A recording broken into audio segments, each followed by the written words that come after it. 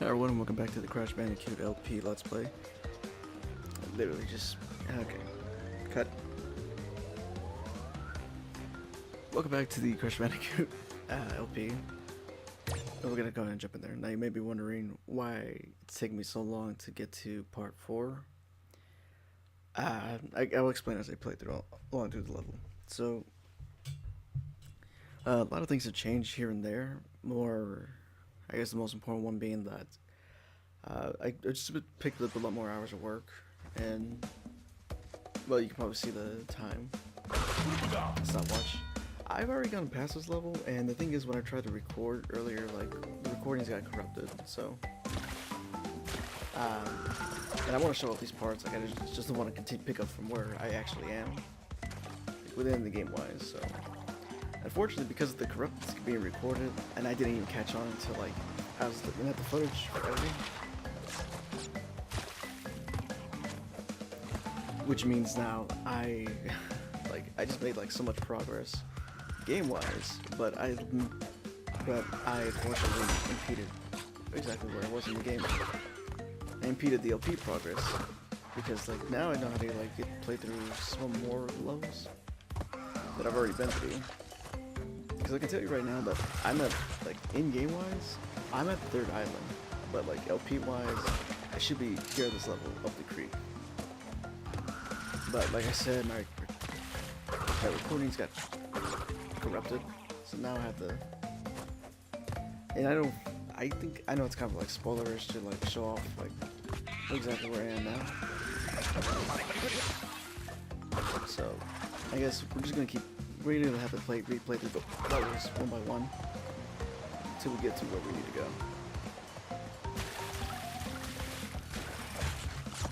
But on one hand, I do think like the advantage now that I now have is like I know how to get past the levels, so my headset's slipping. Excuse me. So hopefully I won't take too long to get back to exactly where it was. Maybe 2 parts, 3, probably 2. But aside from work and the recordings getting corrupted, I've just been losing track of exactly what I should be doing, what I should not be doing. Yeah, we're gonna do the board stuff real quick.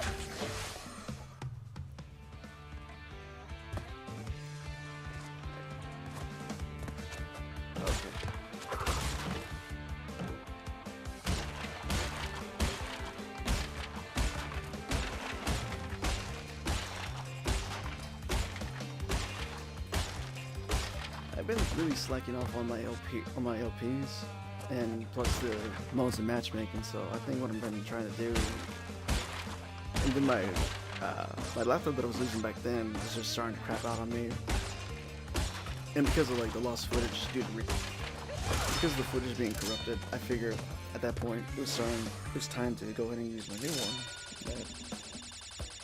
new one that luckily I managed to buy for a very, very decent price. And so far, like, I've been just like messing around with it just to see exactly how much. Well, we're tinkering around to see like what I can do, what I can't do. I got two boxes. So far, stream quality wise isn't as great as I want it to be. Although I think with some more tinkering, I could get it there. Let's see.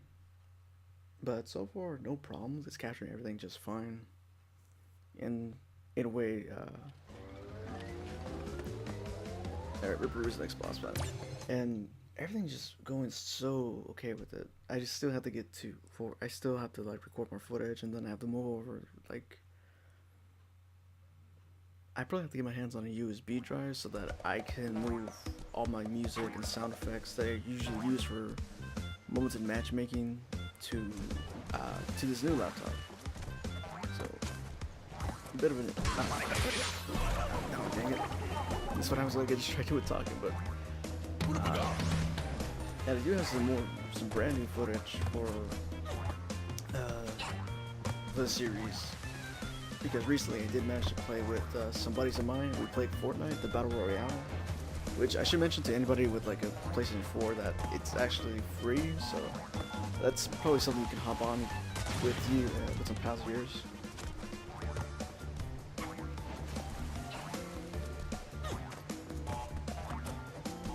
I think I got him. Alright, so Ripperoo, I mean, it's kind of easy to figure it out, but basically what you're going to want to do is like activate the TNTs to blow up exactly when it gets close enough to him.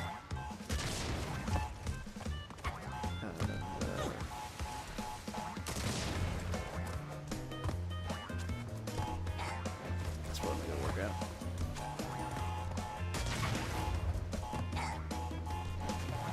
It's like you kind of stay 3 steps ahead of this guy, so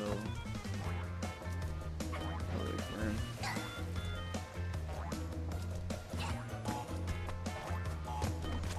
Nah, he's too fast.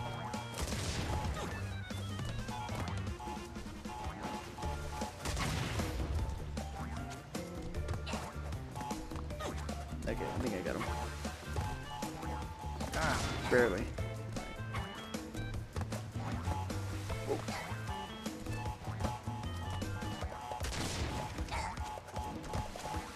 Probably have to land on that as soon as it moves.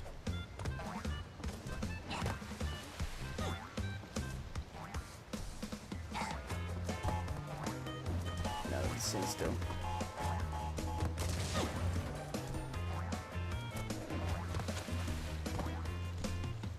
I think the center platform is probably the best shot. Where's she move? Okay, see, yeah, just like that.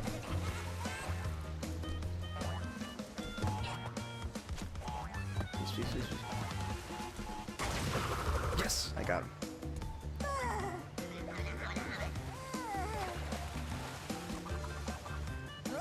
On the original recording, when I did this boss fight, it took me so long because I just couldn't get the pattern down quite right. But earlier, as I mentioned, like because like it got corrupted, I still have the knowledge of the level with me.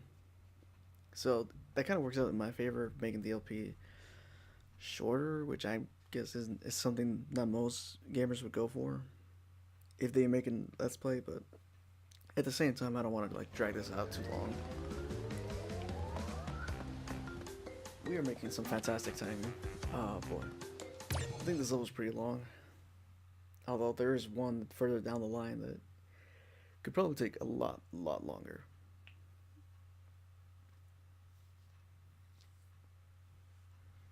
Yeah, but I think what the hint means is that this is one of the levels in which you can get the color gem. Yeah, under the 42%, you see those 6 empty gem spots. Those are the color gems, and in order to get those, well, you aside from getting to the correct level, you also have to beat said level, break all the boxes, and not die. But luckily, since I'm not aiming for 100%, I don't have to go through that much trouble.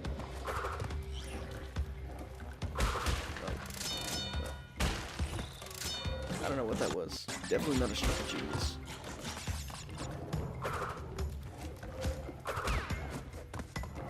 Okay.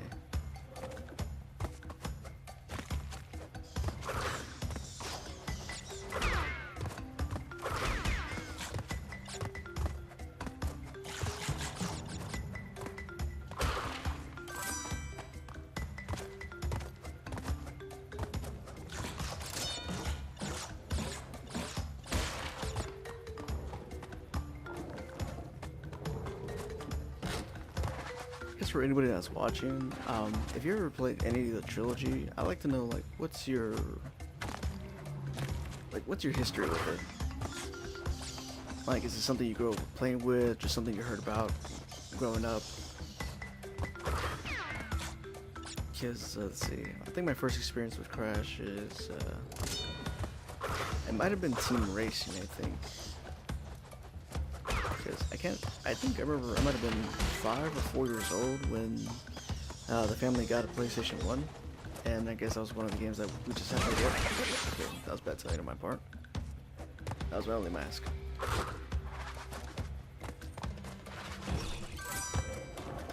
Oh, cut it in close there. I don't remember, let's see.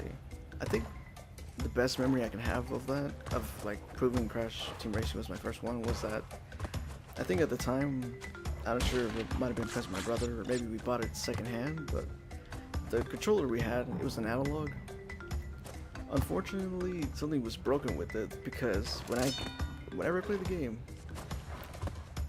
okay, I have to land this one.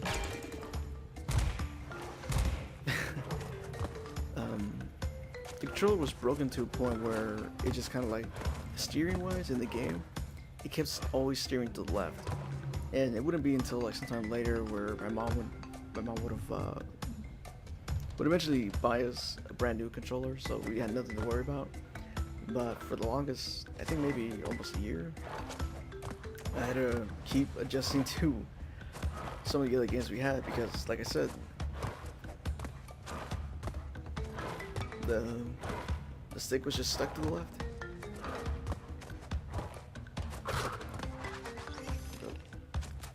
Got him.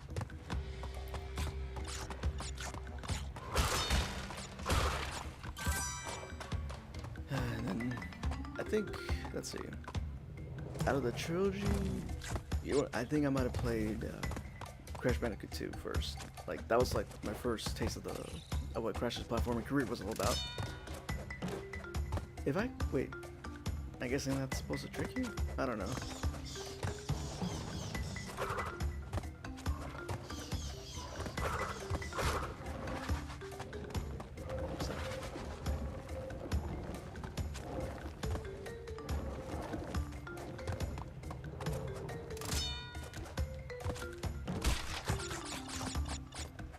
Making pretty good progress. See, Crash Bandicoot 2.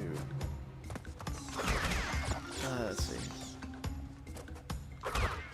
You know, I also had another problem. I never had a damn memory card too. So whenever I replay the game, I would have to start over from scratch.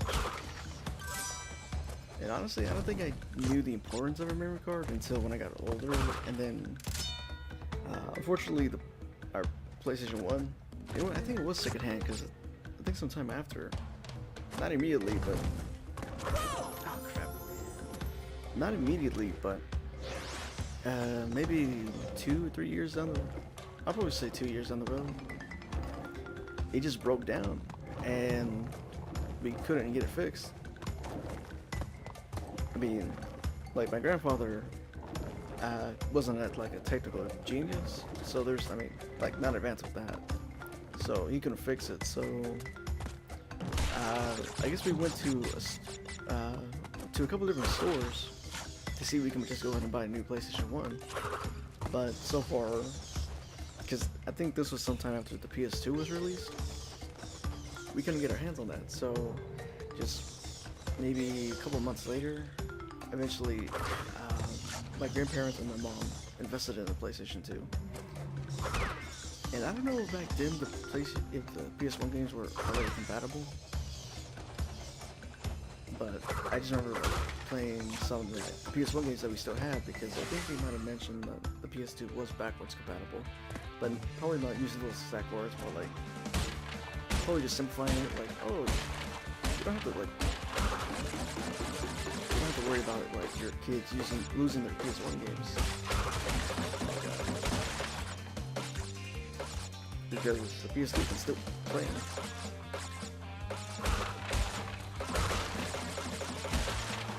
I am a madman right now.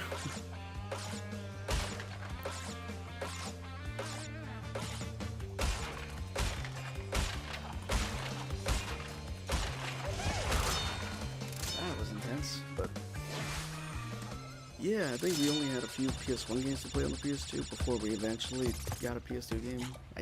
To this day, I still can't remember what my first one was. It might have been Spyro, I think. That's as far back as I can remember.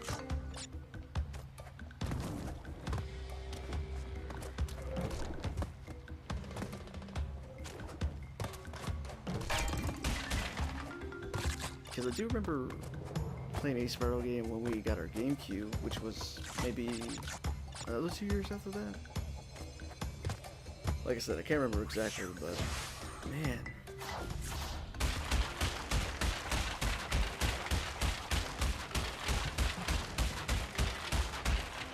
I think because without a memory card, I would try to beat Crash 2 in like one day, like whatever I wasn't going to school. And I think I would probably get at least all the way to the third set of warp rooms, which would be, I think, the sewer one, because then I think it's the mine and then the space. But man, it was tough to get past all that. I think we'll try to explain more for the next part, but for now, we're gonna call it a session. So in the meantime, please feel free to like look around the channel, maybe there's something I made that you like. But in the meantime, I hope you guys have a great day, and I'll see you later.